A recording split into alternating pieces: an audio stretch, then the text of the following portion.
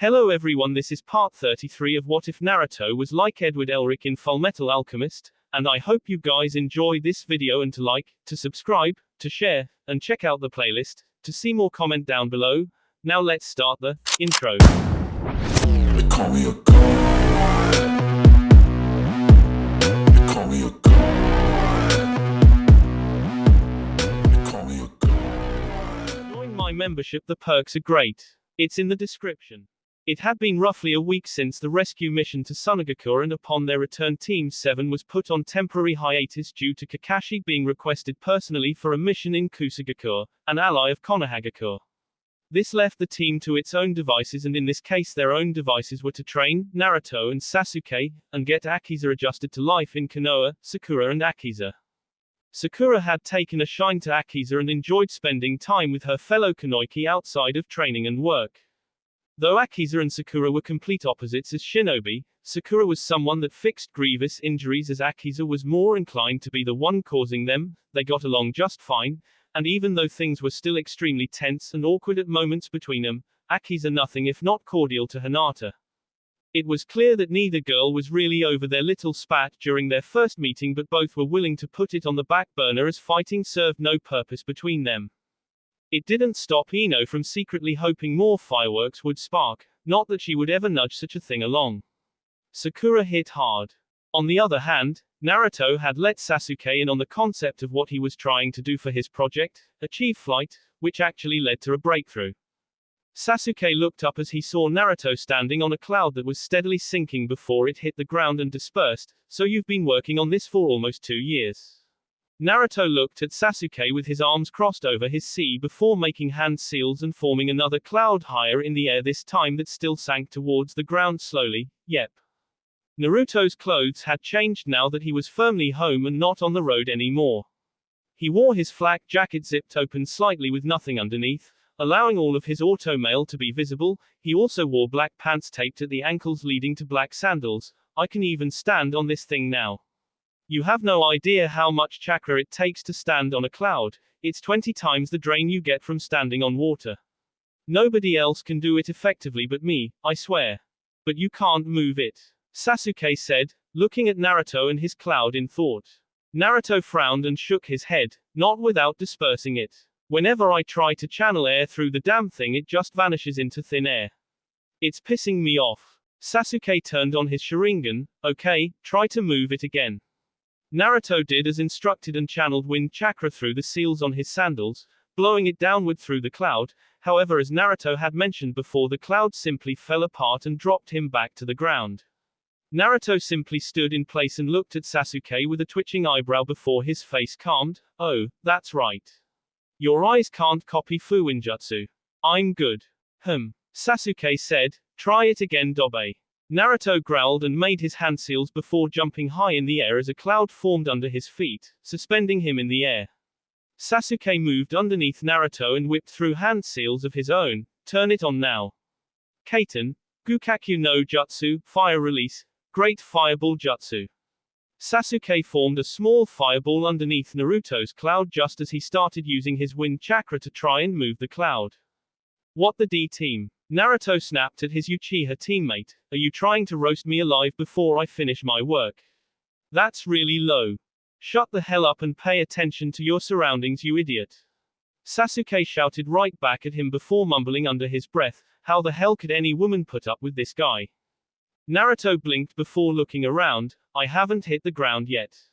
Naruto's cloud was slowly rising into the air and staying intact. How did this work? It hasn't worked since I figured out how to even create the cloud. Sasuke smirked. Tell me, Mr. Alchemist, what does hot air do? Naruto palmed his face with his auto-mail. Rises. Damn, I'm stupid. Tell me something I didn't know. Sasuke cracked as Naruto floated back down to earth. So now what are you going to do? Naruto looked at the seals inscribed on his sandals. What else?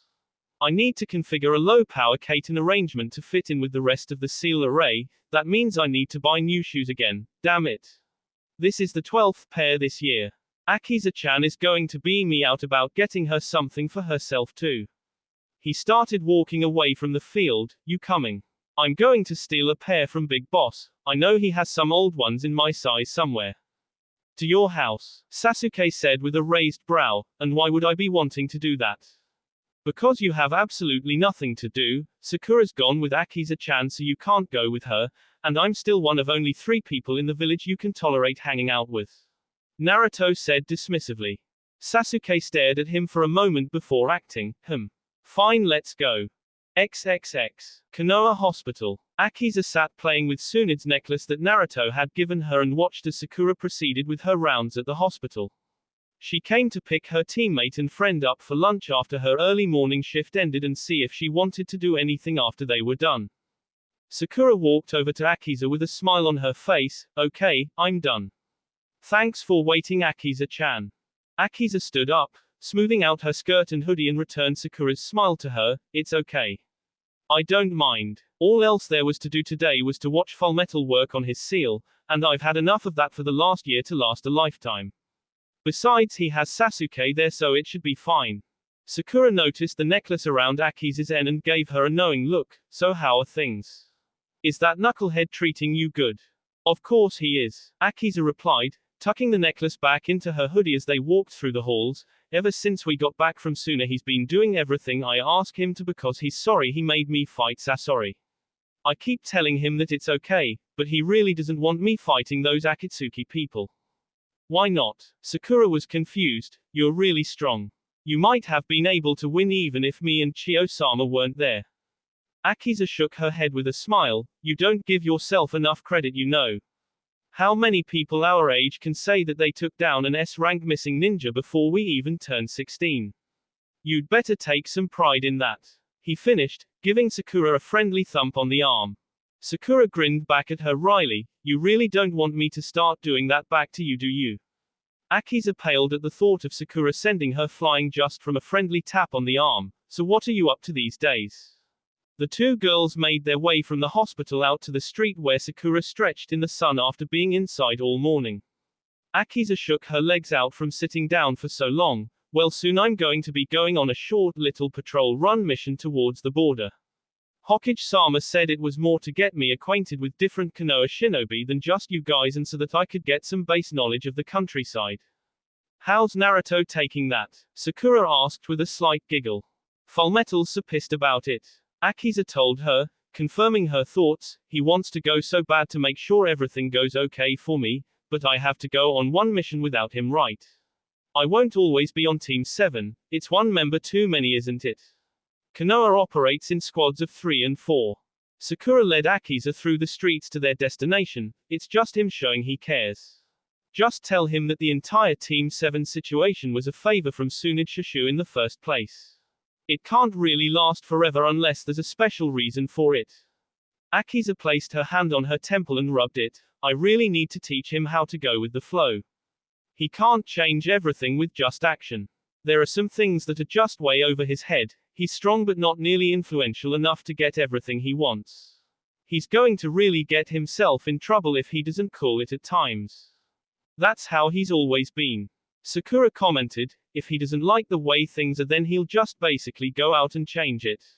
He thinks that enough effort can servant pretty much anything. There's nothing wrong with that, but has to pick his battles.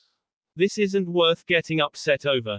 Yeah. A small smile came to Akiza's face, however, but to tell you the truth, it is nice having someone willing to fight for me. Even for something small like team placements. XXX. Naruto's apartment. How's it hanging, runt? Joshiro asked, looking over Naruto's shoulder at the kitchen table of the apartment. And you even got the Uchiha kid to come with you. Hi Uchiha kid, he said cheerfully. Sasuke says nice to see you too, big boss. Naruto said as he sat writing his seals on the bottom of a pair of shinobi sandals. Oi, can you lobby with Tsunade Barkan and get yourself placed on Akiza-chan's squad for her mission to the border? Joshiro stared at Naruto as if he had grown a second head. And why the hell would you ask me to do that? I just got back from a mission last night. You want me to spend the next 3 days running across the entire country just because you're overprotective? Exactly. Sasuke said, that's what I told him. He even asked Haku to, and she probably would have caved in, but she has shifts at the hospital to do for the rest of the week. Sakura told me there's nothing you can do to get out of those, so Haku couldn't say yes. Hey, Naruto said as if a light bulb just went off, Sakura-chan isn't going dobe. Sasuke see him off abruptly, she has the early morning shifts while Haku has the night shifts. Speaking of which, shut up and stop being so loud. He looked up at Joshiro, Haku's asleep in the other room. Joshiro grinned at Sasuke, you know I'm starting to like you a lot more. He poked Naruto in the head, I wish this brat could be considerate sometimes. Naruto stopped inscribing the seal and growled at the others angrily, you guys don't get it. Joshiro knocked him on the back of the head, stop yelling, Haku-chan is asleep.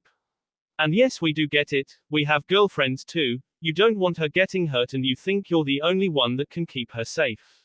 Oof. Joshiro was doubled over when Naruto his auto-mail elbow back into his stomach, no that's not it. Naruto spoke dangerously as he grabbed Joshiro by the back of the head and mushed the side of his face against the table, I finally figured out why Akiza-chan can't seem to sleep without me nearby. She has night terrors. Joshiro spoke in a strained voice while Naruto was squishing his head against the table, and what do you have to do about her not having them? Waking up to your face every morning would scare me even worse if I were her.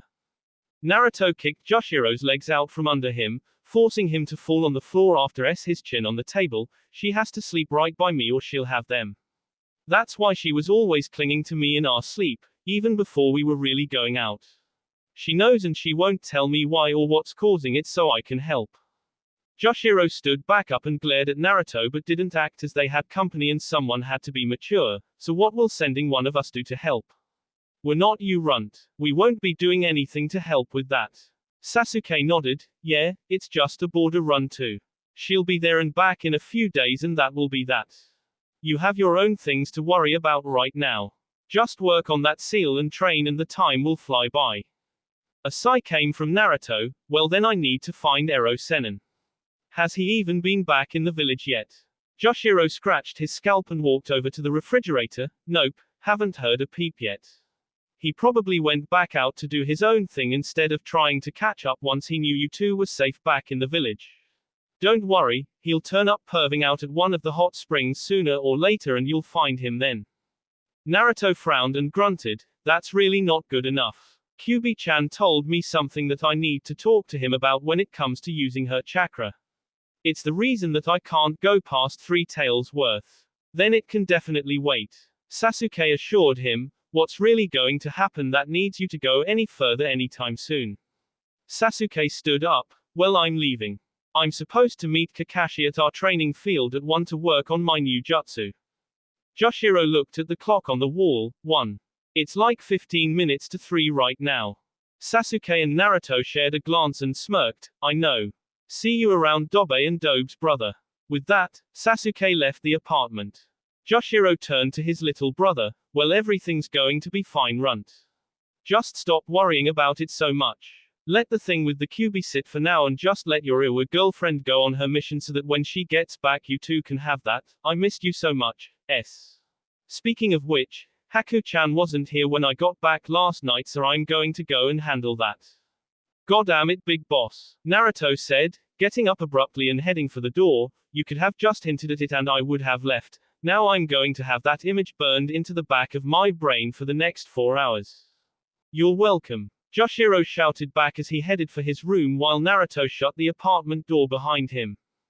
XXX. 2 days later, Uchiha main house. Sakura stared at Naruto who was laying on the couch face first. Naruto, this is pathetic, you need to go and do something. She said amused, is the fact that Akiza-chan isn't here really messing with you that much? Naruto rolled over and looked at the pink-haired medic who was leaning on the couch, don't give me that crap Sakura.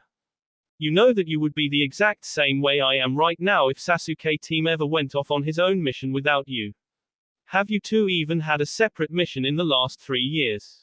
Sakura laughed sheepishly, that's my point. Same with me and Akiza-chan. We've done pretty much everything together for the last 2.5 years. So sorry if I'm kind of worried right now. Get out of my house Dobe.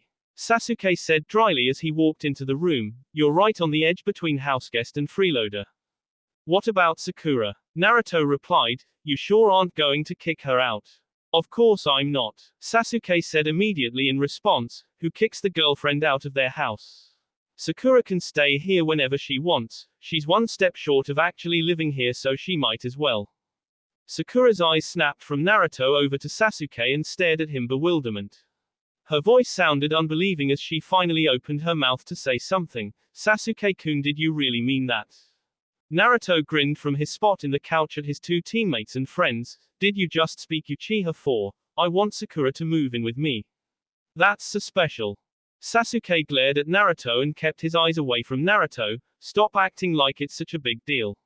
She comes over all the time and she should leave her parents' house eventually, so it would just be better for everyone involved. Sakura's eyes quivered with tears. Do you really want me here, Sasuke-kun?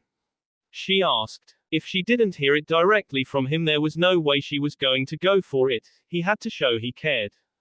Sasuke sighed and ran a hand through his hair before looking Sakura straight in the eyes. Yes, Sakura. I really do want you here. I would love it if you moved in with me. Naruto smiled serenely while Sakura walked slowly towards Sasuke before turning her bright green eyes up at him. Of course I will. I'll move in, Sasuke-kun. With that, Sakura gave him a quick peck on the lips and gave him a massive hug. So much love. Kakashi appeared alongside the two, sweeping him up in a hug that lifted them off of the ground. His face was in his classic eye smile. My cute little Genin squad is all grown up now. I'm so proud. Kakashi, let go of us right now. Sasuke growled out, only forcing the masked Junin to squeeze harder around him and Sakura. Kakashi, I think Sasuke's going to try and KO you if you don't let him go right now, and I wouldn't blame him. Naruto said to his squad leader, though his own face was radiating glee at watching Sakura and Sasuke squirm in his grasp. Kakashi blinked at Naruto and let them both go. They wouldn't do that to me, would they? Right, guys? He asked Sasuke and Sakura, only to get a powered-up fist to the face. A puff of smoke revealed he had W Kawarimi and Sakura had obliterated a log. That was so mean, Sakura. Kakashi said from Naruto's side. Naruto laughed. Maybe that's a sign that Sakura wants to consolidate her newly expanded relationship with Sasuke team. Should we let them alone? Kakashi shook his head and I smiled down at Naruto. No, Naruto, if she really did want to do that, then our presence wouldn't have stopped it from happening. I remember back during the Chunin exam where they both advanced to the survival portion. I will KO you both, Sasuke said with his Sharingan out and spinning in anger. Don't you tell him that story, damn it. Naruto sat up at attention, now fully invested in the conversation once he realized that merely alluding to it got a rise out of Sasuke. What? I have to know now. Come on, Kakashi, remember, I never ask you for anything. You totally owe me and don't leave anything out. For the love of Kami, give me blackmail.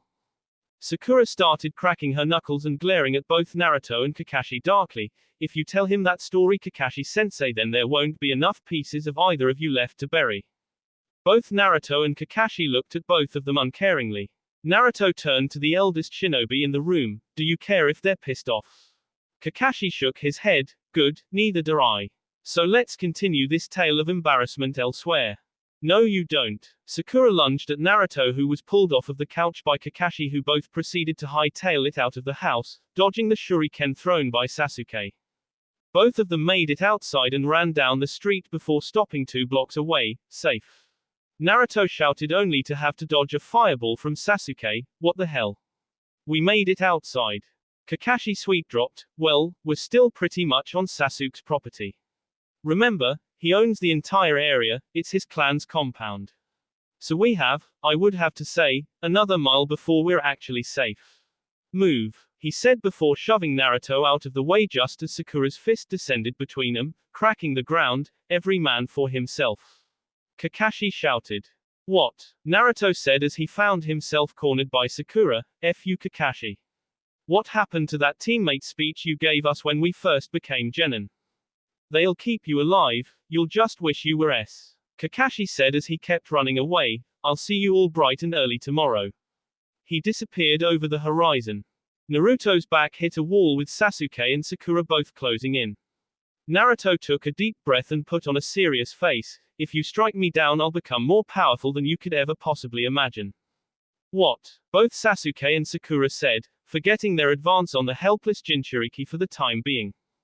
Naruto shrugged. I don't know, I just thought it sounded cool. Anyway, I'll see you guys tomorrow. Naruto grinned ferally, made a series of hand seals and clicked his heels together twice while, "There's no place like home. There's no place like home." He jumped into the air and a cloud formed beneath his feet and a torrent of hot air rose from his shoes sending him rocketing off into the air on said cloud. Sakura looked up at the disappearing Naruto in shock. Did you know he could do that? XXX. Meanwhile, forests of Hai no Kuni. For the last few days while on her mission, Akiza hadn't felt out of place at all.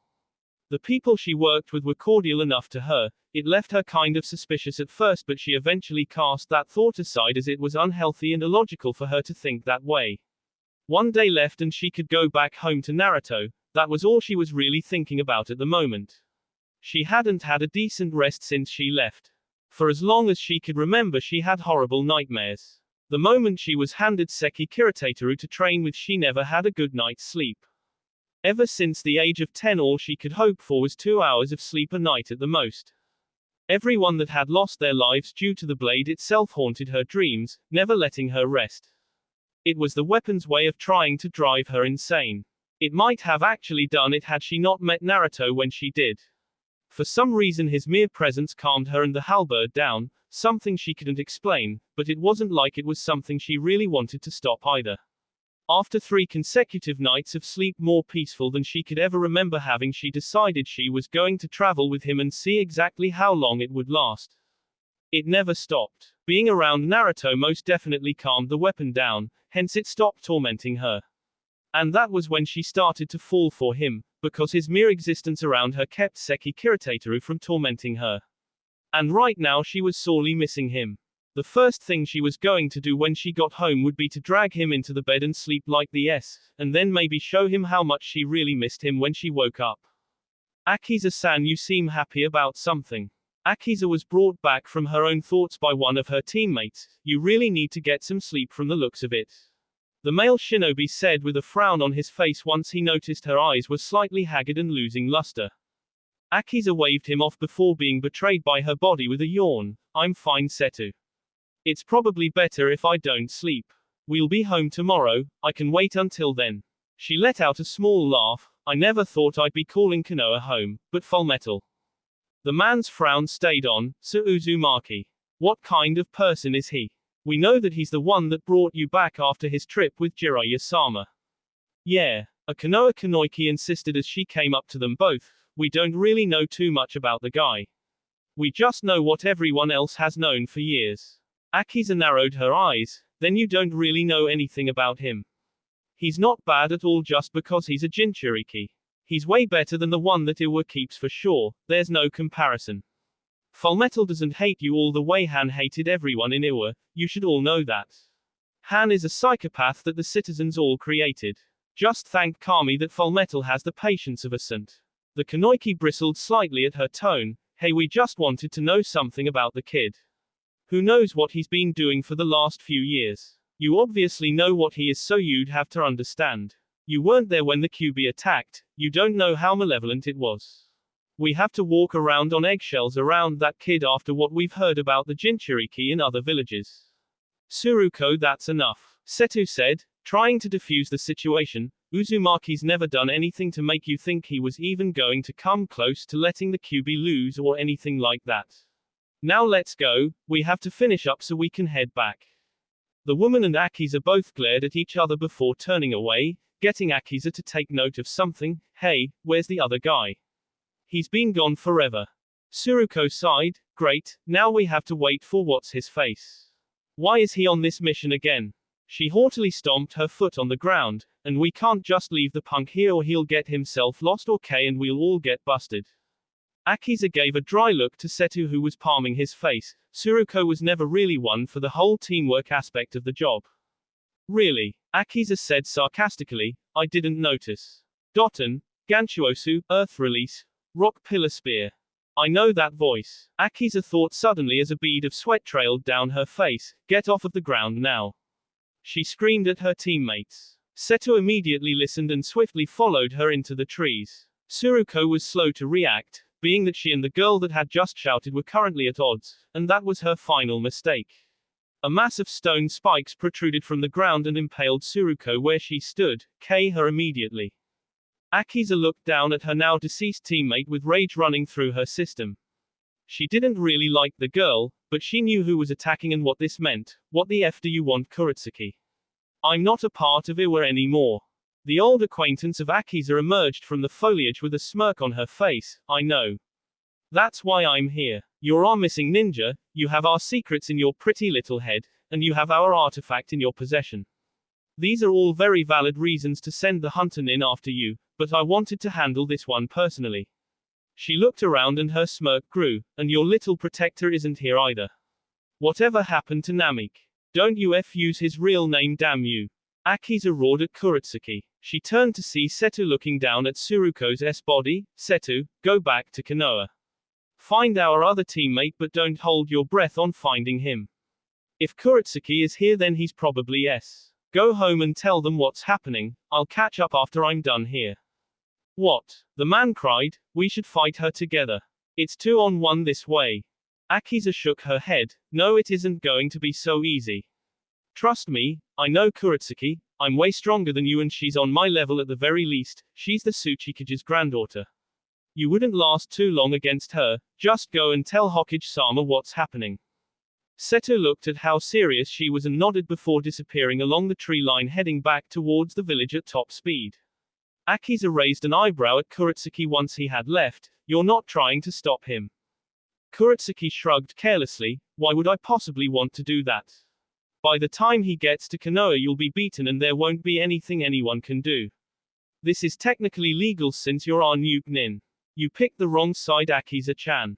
I'm not on anyone's side other than Fullmetal's. Why is that so hard for you and that old fossil to understand? And you can't K me, old friend, you know that already. I'm not trying to K you. Kuretsuki admitted, we still need you alive to extract the information you gave to and have on Konoha, that and we still need to break your bond with Seki Kiritateru. We'll do that and then we'll K you, publicly of course. Nothing less for a traitor. Akiza made a come hither gesture with her hands. Come and get it then. Kuretsuki threw a handful of shuriken at Akiza, who took cover behind the trunk of the tree before dropping levels to reach the ground quickly. She quickly found the branch that she attempted to land on occupied by Kuretsuki, who attacked her with taijutsu. Akiza got her hands up and stayed out of the way of the Iwanin's strikes before parrying one and delivering a spin kick to the back of her head. Once her sandal passed through the skull, she knew that it had been a bunshin of some sort, having fought with them for years, and was rewarded with being correct when it crumbled to rock. Iwa bunshin, rock clone. I know how to beat you, Akiza. Kuretsuki said as she landed on a nearby branch. You can't summon Seki Kiritateru unless you're touching the ground. Go ahead and look to see how possible that is for you right now. Akiza drifted her gaze down to see that the forest floor was full of spikes much like the ones that took down Tsuruko, and the way down was trapped with ninja wire that would undoubtedly lead to explosives. Akiza's eyes panned back up and she set herself into a taijutsu stance. I don't need that oversized toothpick to beat you, I never did. She sensed the movement from Kuretsuki and jumped up higher in the branches to avoid another barrage of shuriken to grab on and swing herself across to Kuretsuki's branch, where she began to kick away at her. Kuretsuki blocked Akiza's first kick directed at her body and felt as if her arm would break from taking it. What? She was always terrible at unarmed combat. Ducking Akiza's follow-up kick intended for her head, she felt the wind shear from it blow her hair back. Why can she kick so hard? Akiza spun through with her missed head kick and the branch they were standing on with an axe kick to get Kuretsuki to fall into her own trap below. Kuretsuki was prepared and both women jumped to a higher level of the forest to avoid falling with the dismembered branch. It fell into Kuretsuki's trap wire and ignited a fiery explosion along the lower levels of the trees that both of them had to stop fighting in order to escape from. Akiza watched the rising fireball from a safe distance and thought to herself as she attempted to locate Kuretsuki, this was already set up and prepared. She knew I was coming this way already, but how? She had the battlefield picked out before I even showed my face. She looked towards the ground in an effort to find a clear space, but it was all covered with spikes. A lot of my earth elemental ninjutsu only work when I'm touching the ground. There isn't a lot I can do up here. Kaiten, Hibashiri, fire release, running fire. Kuretsuki appeared above Akiza and threw a kick from midair that sent off a wheel of fire towards her that came so close to hitting she could feel the heat in the air from the attack. Kuretsuki came leaping back out of the fire and delivered a hard body blow to Akiza while she had been jumping away from the jutsu. Her back against the trunk of a tree and slipped down it before she began a fall down towards the ground and certain death when a hand caught her. A smirking Kuretsuki was sticking to the side of a tree shaking her head with Akiza's arm in grasp. I already told you we can't have US on us yet. A huge evil grin crossed Akiza's face. That's what I was hoping on B. Akiza stuck her legs back to the tree trunk showing she was only feigning her situation and delivered a kick to the side of Kuretsuki's body with the force of a baseball bat. Seeing her fly off into a distant direction from her kick, Akiza began a long chain of hand seals while she had the chance to. Kuretsuki was cursing Akiza for using a trick like that to ensure she got close enough to hit her solidly as she picked herself up off of a branch along the side of a tree trunk. That one kick felt like she had just been hit by the Tsuchikage's other bodyguard Akatsuki. There was no doubt that Akiza hadn't just been sitting on her in Konoha, she had been working too. But there were far too many factors putting this fight out of her reach. She only had one element she could use while Kuretsuki did not. She couldn't summon her best weapon because she needed her feet on the ground to do that. It was in Kuretsuki's favor and there was no way she was losing here. She started heading back towards Akiza to see her making a long set of hand seals with a look of determination in her eyes. I don't need to be on the ground to use all of my jutsu, Kuretsuki, just the convenient ones. Doton, Iwa no Shujiki, Earth Release, Rock Bombardment. She lifted her arms up with her palms to the sky as the ground rumbled and sent massive chunks of earth flying from the ground behind her at Kuretsuki, who had to keep dodging lest she get hit by one. Akiza navigated the dangerous terrain as pieces of rock fell all around her. This was mostly a diversion so that she could get close. She knew Kuretsuki could dodge every last one, but she wasn't used to fighting in trees so she would have to focus to evade the O. Giving her so much time to pull that one off was a mistake. Kuretsuki shouted inside of her own head as a large rock into the trunk of the tree she was standing on, shaking it violently and forcing her to generate chakra to her feet to stay on the branch. She never saw Akiza land right on her branch and deliver a kick that sent her face first into the very same tree trunk. She pushed herself off to avoid getting her skull crushed against it by Akiza's heel but still ended up taking that foot to the face when Akiza pulled it off of the tree. She threw a punch in retaliation but Akiza threw a spinning front high kick that caught the inside of her forearm, throwing her punch to the side before spinning through and delivering a spinning back kick to the body with her other leg that sent all of the air she had at the moment out of her body. Kuretsuki dropped to her knees involuntarily due to the force of her kicks only to take the bottom of Akiza's foot right in her face, sending her directly onto her back where Akiza stood on her T. Kuretsuki tried to pry her foot off, but Akiza's legs were too powerful for her to do so. Akiza wiped her brow, breathing heavily. Why am I so tired? Training with Fullmetal was 10 times harder than that. She looked down at Kuretsuki. You made a ton of mistakes today. Coming after me in the first place was the most glaring one I can think of. Even remembering I exist in the first place even though I hold Iwa no true ill will was another one. But the biggest one was that you came alone.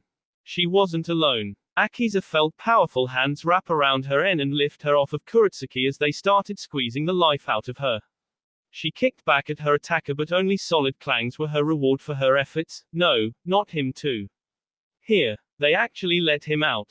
She felt her eyes start to shut as she finally lost consciousness and her attacker dropped her to the branch. Kuretsuki was clutching at her end where Akiza had been standing before, glaring up at her savior. I told you to stay out of it, Han. I didn't need your help to beat her. A massive man wearing a sleeveless black GI over heavy red armor that covered him from his shins to the tip of his nose cracked his black gloved knuckles. He had on a red conical straw hat that seemed to be made of the same material as his armor under which his Awagakur Hate 8 sat. The only visible thing on his body was the area right around his red eyes that he turned on Kuretsuki. You could have fooled me. I was sent by both your father and your grandfather to dispatch all threats to you. Kuretsuki stood up. No, you were sent to engage Namikaze in case he showed up to protect her. That was your true mission. Kuretsuki calmed herself and rubbed at her tea. I guess it doesn't really matter now, does it? Han looked down at Akiza as Kuretsuki began binding her limbs with ninja wire. I have no idea how she didn't notice my approach. I thought for sure she would see or sense me and I would have been forced to actually fight. Kuretsuki shook her head as she finished up. No, look at her eyes. She hadn't had a good night's sleep in forever. She was pretty much running on empty through the entire fight. Seki Kiritateru curses its wielder until it can force them to seek out and accomplish its task, but that task is a mere legend. It's why I didn't put my name up to see if I could get it. Han nodded and picked up Akiza over his shoulder. Time to go back to hell, I guess. I wished this would have lasted longer so I could have more time away from that cesspool of hypocrites. Don't talk about the village that way, Han. Kuretsuki said defensively. Where is your loyalty to them? To us. Han scoffed and turned his back, revealing a steam furnace attached. Where the hell is their loyalty to me? Or yours? I only do this because if I didn't, your grandfather would ell the gobi out of my body and find another puppet to use even if I refused. With that, Han leapt off back towards Iwa. Kuretsuki frowned. He's your grandfather too, she said out of Han's earshot before looking at the damage left from her battle with Akiza. She gingerly touched her end before clenching her fists angrily and following after Han. That will be all for this video. Be sure to like, subscribe, share, and comment down below for more videos. Goodbye.